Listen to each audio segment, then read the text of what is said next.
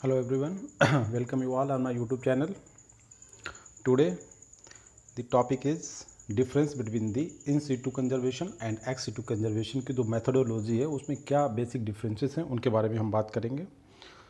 तो एक आइडिया तो था कि इन situ और ex situ का मैंने दोनों वीडियो सेपरेट बना दिए आपके बारे में कि इन situ का मतलब होता है ऑन साइट कि जहाँ पे कोई living creatures like animal plant या माइक्रो ऑर्गेनिज्म जहाँ पे रह रहा है वहीं पे जाके हम उसका कंजर्वेशन प्रोवाइड कर दें तो उसे इन सीटू कहेंगे।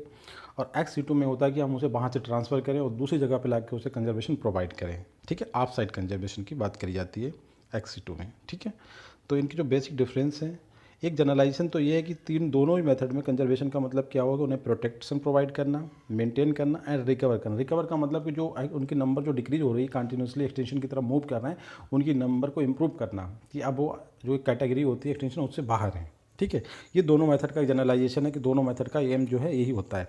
बट फिर भी इन दोनों मेथड में कुछ बेसिक डिफरेंसेस होते हैं जो इनकी जो मैकेनिज्म होती है वो देखना है हमें इसमें। तो देखिए, इन सीटू कंजर्वेशन का मतलब पहले तो वही जनरलाइजेशन की on site in situ, off site off. ठीक है, एक्स सीटू में ऑफ साइट की मतलब दूसरे प्लेस पर ले जाके, बिल्कुल जो एनिमल या प्लांट है उसे हम वहाँ से दूसरे प्लेस पर ले जाके कंजर्वेशन प्रोवाइड करें। ठीक है, दूसरा इन सीटू में देखते हैं कि इन सीटू कंजर्वेशन में मोस्टली जो होता है वो उनके natural habitat, conservation of wild species in their natural habitat to maintain and recover endangered species. वही बात है, कोई ज़्यादा स्पेशल नहीं है कि लिखने के लिए आपके पास टर्मिनोलॉजी होना चाहिए, आपके पास कंटेंट होना चाहिए। तो मैं उसे एक बार रिवाइज करा दे रहा हूँ। Conservation of species in the man made, ठीक है, the natural habitat of species, man के द्वारा नेचुरल हैबिटेट बना, जैसे कि बॉटनिकल गार्डन्स, जूज, ठीक है, आर्बोरेटिया, जो भी हमने बताए थे आपको, जूज, एक्वेरियम, वो सब क्या है, मैन मेड है, बट नेचुरल हैबिटेट की कंडीशन हम वही प्रोवाइड करेंगे बिल्कुल नेचुरली। ठीक है, तो आप साइड कंडीशन में देखिए। उसके बाद कहते हैं कि जो इन सीटू कंजर्वेशन है वो मोर डायनामिक है। मोर डायनामिक का मतलब होता है कि as it involves natural habitat, कि हम वहीं पे कंजर्वेशन प्रोवाइड कर रहे हैं। ठीक है, तो इसलिए मोर डायनामिक है, मतलब चांसेस रिकवरी के ज़्यादा रहते हैं, नेगेटिविटी कम है इसमें। ये लेस डायनामिक और it involves man made habitat, तो थोड़ा ट्रांसफ़र होता है, दूसरा प्लेस चेंज होता है, तो डायनामिक में थोड़ी सी कमी आती है, तो लेस डायनामिक होता है एक्स सीटू, नेचुरलिटी थोड़ी कम हो गई। ठीक है, इन सीटू में क्या है, provide production of endangered species against their predator, जो उनके प्रीडेटर्स होते हैं, प्रीडेटर्स में हर तरीके के प्रीडेटर्स की, मतलब जो उन्हें कैप्चर करके उन्हें किल कर सकते हैं। जबकि इसमें क्या होता है एक्स सीटू में, all kind of hostile factors, मतलब इसमें इन्वायरमेंटल कंडीशंस की भी बात आ गई।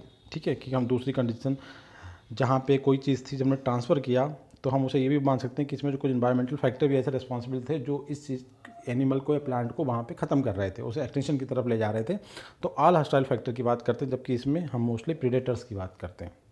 ठीक है, इसी से बात ही क्लियर होगी कि मोस्टली जो है प्रीडेटर की बात जब आई तो फोर्थ में देखिए, ये वाली जो मेथड होती है ये मोस्टली एनिमल के केस में ज़्यादा इफेक्टिव मानी जाती है।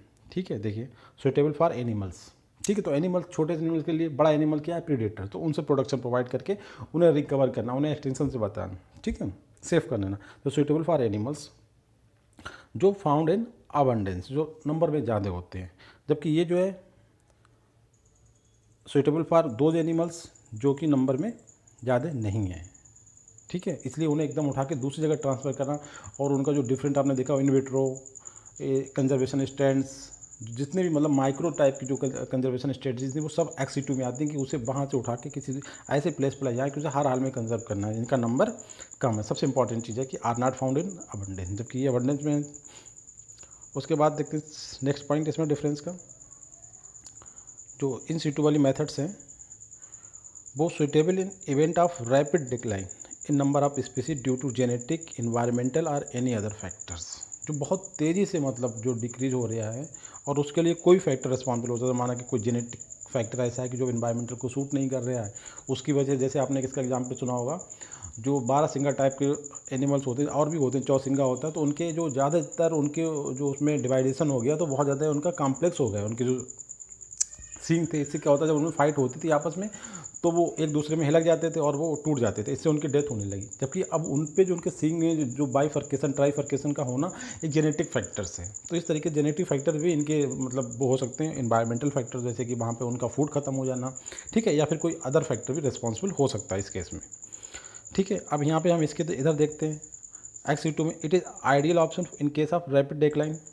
मगर किस में वजह क्या है, इन्वायरमेंटल फैक्टर्स और एनी अदर फैक्टर, मतलब इसमें जेनेटिक फैक्टर का रेफरेंस नहीं दिया गया है आपको XC2 में, देखिए ठीक है। मतलब उसके वहीं प्लेस को चेंज करके उसे प्रीडेटर से करना, प्रीडेटर का मतलब जो उसके साथ फाइट करे, और फाइट में उनके जो आप आपस में लड़ना, एक दूसरा एनिमल का बड़ा एनिमल उसके छोटे एनिमल के लिए वो भी प्रेडेटर काम करता है। प्रेडेटर का मतलब ये नहीं होता खा जाए, उसके फूड को खा जाए, तो उसे फूड जब उसका नहीं मिलेगा तब भी वो वहाँ पे उसकी डेथ हो जाएगी। प्रेडेटर का मतलब ये नहीं होता कि वो उसे खा जाए, ठीक है, उसके फूड खत्म कर जाए, उसके रिसोर्सेज पे कब्जा कर ले, उसे वहाँ से भगा दें, ठीक है। तो इस तरीके जो डेथ होती है उसमें ये चीज़ रिस्पॉन्सिबल है। जबकि ये आइडियल किसके लिए, इन्वायरमेंटल फैक्टर या एनी अदर फैक्टर। यहाँ पे जेनेटिक फैक्टर का इन्होंने जो मेंशन किया ये इंपॉर्टेंट, कि उसके नेचुरल हैबिटेट में उसे प्रोटेक्शन प्रोवाइड किया जाए, मतलब इन सिटू में किया जाए, ठीक है, जहाँ पे वहीं पे। इसके बाद देखिए नेक्स्ट पॉइंट है, इट इन्वॉल्व डेजिग्नेशन, मतलब उसके थोड़ा सा हम उसे आइडिया करते हैं कि इसे किसे करना है, पार्टिकुलर होता है इसमें।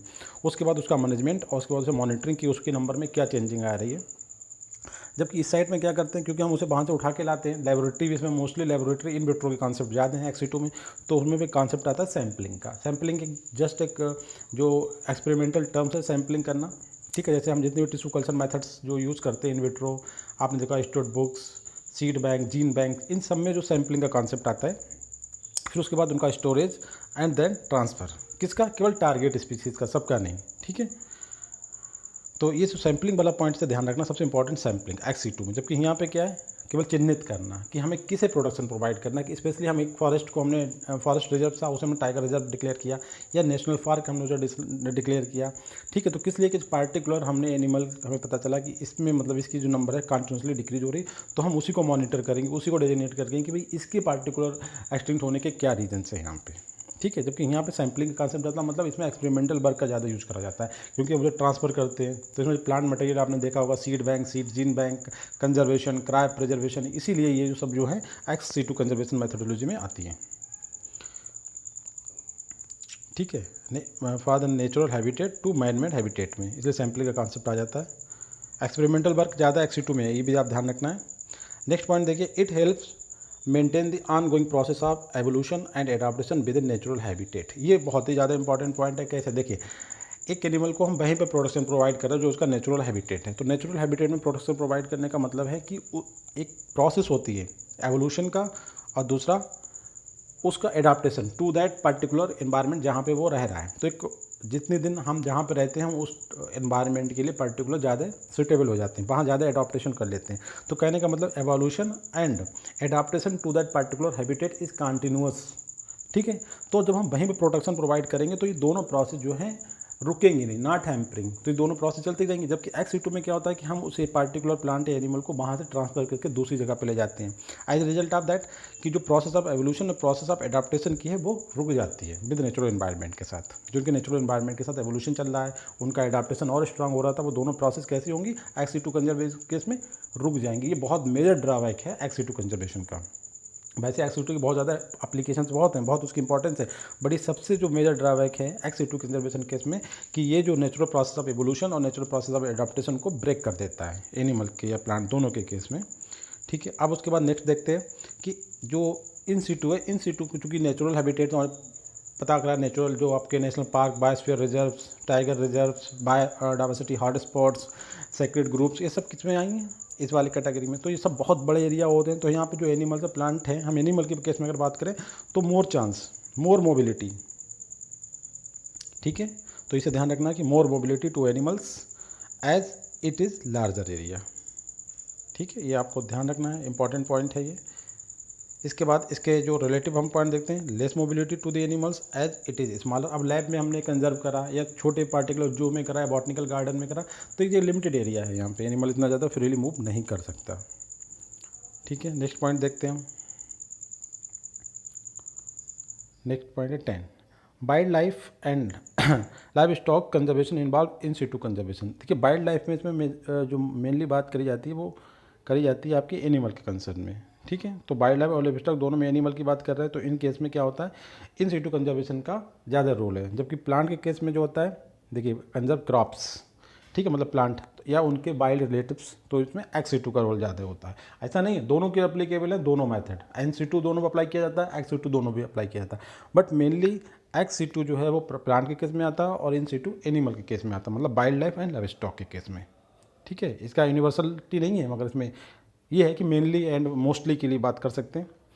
चलिए नेक्स्ट पॉइंट देखिए, इन सिटू सुटेबल किसके लिए, एनिमल्स के लिए which are found not found in abundance, जो इनके नंबर कंटिन्यूसली कम हो रही है। उसका रीजन इन्वायरमेंटल भी हो सकता है, जेनेटिक भी हो सकता है, या कोई दूसरा रीजन भी हो सकता है। जबकि ये सूटेबल किसके लिए, प्लांट। ये वही वाला ऊपर वाले पॉइंट को हमने दूसरे तरीके से लिखा है नंबर बढ़ाने के केस में। एंड लेस इन नंबर, देखिए यहाँ भी नॉट फाउंड इन अबंडेंस, इसका मतलब लेस, और यहाँ पे ये बात कर रहा है which are less in number, दोनों के केस में इधर प्लांट लेस है, इधर एनिमल लेस है। ठीक है, नेक्स्ट पॉइंट देखिए, it provide protection to animals against predators, unfavourable climatic conditions and other hostile factor. Furthermore proper food and care is provided under good supervision. इन जो भी आपके नेशनल पार्क या जो होते हैं उसमें सब किया जाता है। जबकि ये किससे प्रोवाइड करता है, एक्सी2 प्लांट के केस में, ये चीज़ें प्लांट के केस में यहाँ पर प्रोवाइड करी जाती हैं। नेक्स्ट पॉइंट देखें, लास्ट पॉइंट इस कैटेगरी का देखिए, रिक्वायर्ड मच एरिया। इसमें होता है ना नेशनल पार्क बायोस्फीयर बहुत बड़े एरिया कवर करते हैं, जबकि इसमें क्या होता है लेबोरेटरी का काम ज़्यादा है एक्सी2 में। तो ये लेबोरेटरी कितने एरिया में बनेगा as compare to national park, तो हज़ारों की संख्या में लेबोरेटरी बन जाएंगी वहाँ पे। तो ये required less area, small area में, और यहाँ पे उसमें ही हम उनका रैपिड मल्टीप्लिकेशन कर देंगे। जैसे आपने देखो माइक्रो प्रोपगेशन की जो टेक्निक होती है उसमें बहुत छोटे से स्पेस में बहुत लार्ज नंबर बहुत कम टाइम में हम मेंटेन कर सकते हैं, जबकि यहाँ पे लार्ज एरिया रिक्वायर्ड होता है। अब यहाँ पर हमने लास्ट में एग्जांपल दे दिए कुछ, वैसे तो हमने दोनों लेकिन बहुत सारे एग्जांपल दिए। एक्सी2 के हमने 21 मतलब मेजर्स बताए कि मीन्स बताएं कि कैसे करके एक्सी2 का एप्लीकेशन कर सकते हैं। मेरे कंप्लीट लेक्चर देखिए तो आपको बहुत सारे बातें पता चलेंगी कि एक्सी2 के कौन कौन से मीन्स होते हैं। यहाँ पर मैंने पार्टिकुलर कितने करें, 1 2 3, जबकि वहाँ पे जाएंगे आपको 21 मिलेंगे। आपको ये देखने में बहुत इंपॉर्टेंट, सबसे इंपॉर्टेंट क्वेश्चन यहीं से आता है कि मीन्स ये पहचाने की एक्सी2 है इन-सिटू है। तो आप मेरे कंप्लीट लेक्चर देखें, इस पर डिफरेंस के लिए इस लेक्चर को आप देखें बस। ठीक है, यहाँ पे national park, wild life sanctuaries, biosphere reserve. अब अगर टाइगर रिजर्व की बात आए तब भी इसमें बात करेंगे। सेक्रेड ग्रुप्स की बात आए तो इन-सिटू, और सेक्रेड प्लांट की बात आए तो एक्सी2। ये ध्यान रखना है, बहुत इंपॉर्टेंट पॉइंट है ये। ठीक है, चलिए सब्सक्राइब करें प्लीज़ मेरे चैनल को, like and share. Thank you very much guys.